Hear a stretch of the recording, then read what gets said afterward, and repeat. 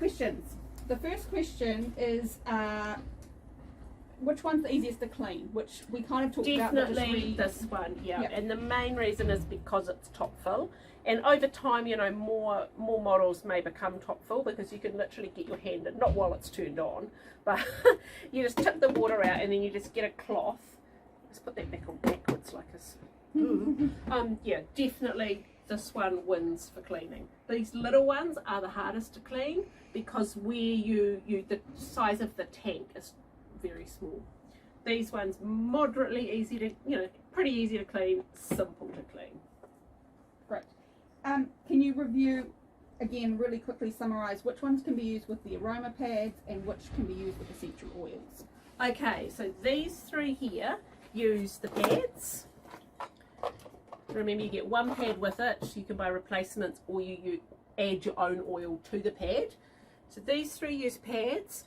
These two and this one, you can put water directly in the tank. So just the name is the best indicator. So these three have the word diffuser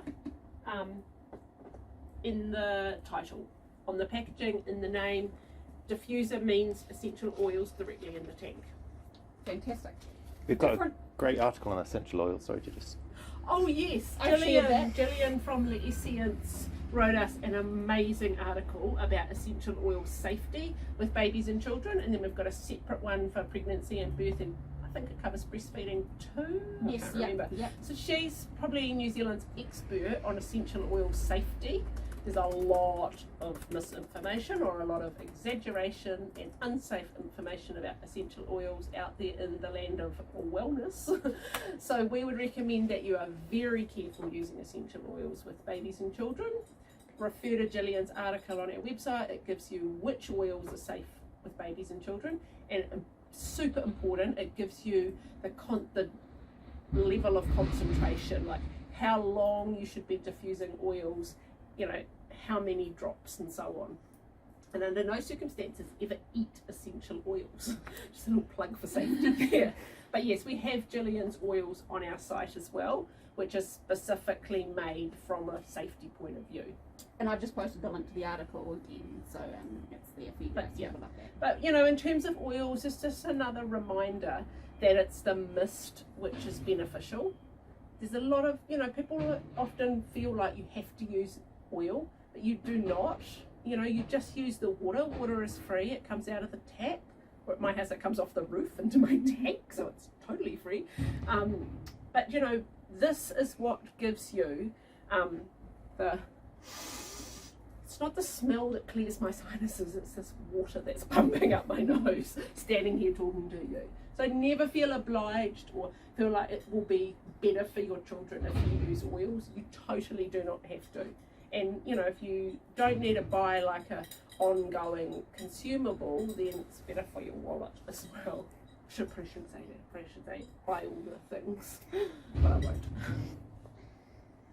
Great. The difference between a vaporizer and a humidifier. We're getting a few questions about that. So generally a vaporizer would be like an old school vaporizer that boils the water and it's steam that is coming out. So there have been, like, I won't use any brand names, but you know, vaporizers have been around for quite a long time and they use boiling water and steam, which is a burn risk. And you should not use anything that uses steam near a small child. Okay, whereas a humidifier, a cool mist humidifier, is using the motor inside it to push the mist up through the nebulizer and pump out cool mist. And so mist is just basically tiny water particles that is cold. So always use cool mist around children and for yourself, because you wouldn't really want to risk a steam burn yourself. If you've ever had a steam burn, they're pretty nasty.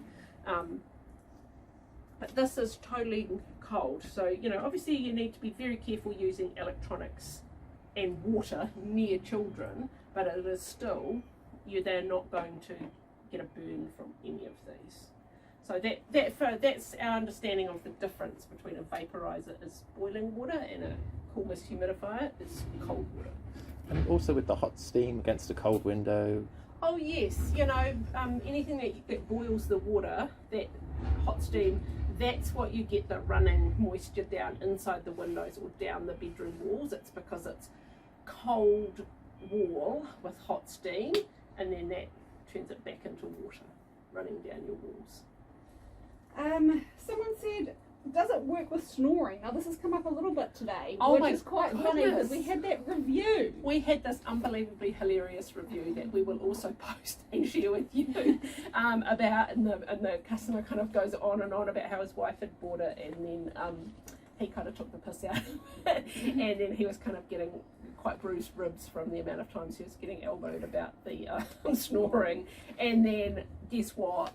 The snoring reduced quite significantly once his wife had purchased a humidifier, and so then I think didn't it end up on his side of the bed? So yeah, we'll share that with you. We actually sent it to Crane in America because it was like the funniest review we had ever received, and it did talk about how the reduced snoring and probably, you know, marital happiness. Yes. And less bruised ribs. So yeah, I mean, it's, you know, it'll work for some people. It'll depend on what's causing your snoring. Like if you've got full-on sleep apnea and you actually need like a CPAP or whatever they're called, like mask that pumps oxygen into you, it's not going to help with that. But if your snoring is caused by congestion, then I would give it a try for sure. Yes, and I will post it because it's a really good read. Yeah. Also, so there's a few questions asking if we sell replacement parts for humidifiers. Yeah, pretty much everything we will have spares of, and we'll either, you know, every time we get a container from the Crane factory, we always purchase a whole lot of spare parts, but then also because we recycle everything we possibly can, if we ever get returns of a faulty crane or something breaks, we'll like strip out all the parts we can and reuse them. So if you ever need a spare part, you'll find most of them listed on the website just for sale, and if you can't find what you need, just drop inquiries and email, and Joe will kind of run a little rummage for you. Lots of people are saying they need to buy it for husbands. It's Father's Day, birthdays, Valentine's Day. Yeah. Put a red bow on it, and James, we never thought about that as a promo idea. Yeah. But, yeah. What's the best small humidifier to buy? Like you've got like a small room and you need a small humidifier. Which one would you recommend for a small? It depends how small you want. Personally, you know, I've used almost every model, not this one because it's brand new, but personally I would still go for this one or this one. They're pretty compact and the features and the effectiveness are outstanding. If you're really, really pressed for space, you know, you can go for either of these little ones. But if it was me choosing and recommending, I'd still go for like a middle-sized one rather than the really small one. You get the cute red light with this one. You just get so much more mist, and that more the mist, you know, the better you'll find it. But these ones you can, if these are still very popular models, and you'll still get enough mist that it will make a difference. But this one, love it. Okay, another question. Is it better to use one at night or any time during the day? Like, yeah, well, I think a lot of people buy a Crane humidifier as a sleep aid because, you know, when you're lying flat, you know, and you're finding it hard to breathe because your face is all blocked up, obviously that's going to be useful for you. People choose a humidifier to help them sleep when they're not well. If you are trying to nap, if you've got a baby that's congested and they're finding it hard to feed because of congestion, well then put this next to where you're breastfeeding or bottle feeding, and just crank that right by the baby and it will help. So you don't have to only use them at night, but then with all things to do with adding more moisture to your ear, use it when you need to. Don't just pump a whole lot of moisture into your ear on an ongoing basis for no reason, because you're going to have to get rid of all of that extra air moisture out of the ear. So yeah, mostly people would use them at night, but if you're wanting to diffuse some nice smellies around your house, you might want to just run it a little bit during the day. And yeah, the feeding with babies, right by the baby every feed. perfect. A few questions around. Do you know if and this was an advanced question. How do you know if you're I think it's an advanced question. Sorry. This is a really difficult. Oh, no, I only sorry. answer easy questions, not This advanced This questions. was posted in advance. Okay, But that's better. how do you know if the air in your house is dry?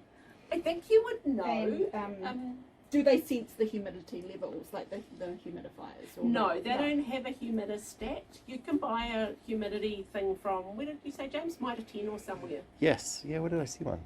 I think it was Mitre 10. Yeah, so you could go to an electronic shop or a hardware shop and ask for a humidistat, which is a little gadget that will read the level of humidity. It's been on our things to do for a long time to stock one, but I haven't got to it. If your house is really dry, I think you would have a sense of it because you probably get a dry throat. Your lips are probably a bit dry. You might be like reaching for the hand cream more than the rest of us without a really dry house. So yeah, I know my house is getting dry when I'm just like constantly going at night and needing to get up and get a drink of water. Yeah. It was an advanced question, by the way. It was? Yeah. Oh, okay. Sorry about that. It was an advanced question and an advanced question. That's pretty much the questions, I think, the most of them that are kind of coming through. Talking of dry mouths. There's been a lot more about the use of essential oils and also cleaning, which Lou's already kind of talked about. So I'll repost the articles about the essential oils and also a helpful article around cleaning and avoiding the building up and stuff like that, because that's coming up quite a bit. The other one is like if they use a heat pump, heater, have HRV, is it useful to still use the humidifier? Oh yeah. And I think it's because you kind of just look at why are you using it. Like people who are using a heater, it's because the house is cold. So you know this is separate to the temperature of your your rooms. You know, if your rooms are cold, heat them up to 16 or 18 degrees. This won't have any impact on that. I mean, it's cool, so it might, if anything, it might cool the room slightly, but not majorly. You know, if you're using HRV or one of those things that extract a lot of moisture out, that's their purpose, then you might find that you need to use that less. Or if you're using that all the time, you probably will need a humidifier when, you know, for congestion and dry throats and dry skin or any of those other sorts of things. So I think just look at the reason you're using whatever those for, and then the reason that you use a humidifier, which we went through. Families choose them for, you know, congestion, dry coughs, tickly coughs, dry skin, blood noses, babies not feeding because they're bunged up. And on that, some other people said if you've got a damp house, can you use them? And I think that kind of goes back to the leave the door open, use it on low, that kind of thing. Yeah, I think if you know you have a damp house, you need to be much more mindful about every bit of extra moisture that you're adding, and you really need to pay attention to the ventilation. So windows open every day, which if you've got a damp house, I'm sure you'll be doing this anyway, like drawing the curtains, opening the window, letting as much, you know, sun and fresh air into your house as possible. Don't use these in a damp bedroom with the door shut. Make sure you're paying attention to airing everything in your bedroom. Like, you know, are you rotating the mattress? Take the mattress outside on a sunny day.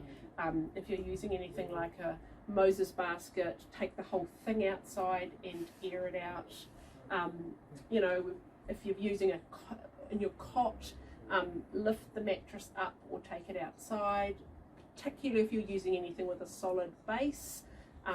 You know, or some people have got into this idea of like floor beds, sleeping on the floor. Not a good idea in a damp house because the moisture will be trapped under the mattress against the floor. Cold and mouldy springs to mind. So in a damp house, you're probably already using a dehumidifier, so you might wonder about adding a humidifier. So it's really just using it for short periods of time when you need it, for those things like colds and a dry tickly cough.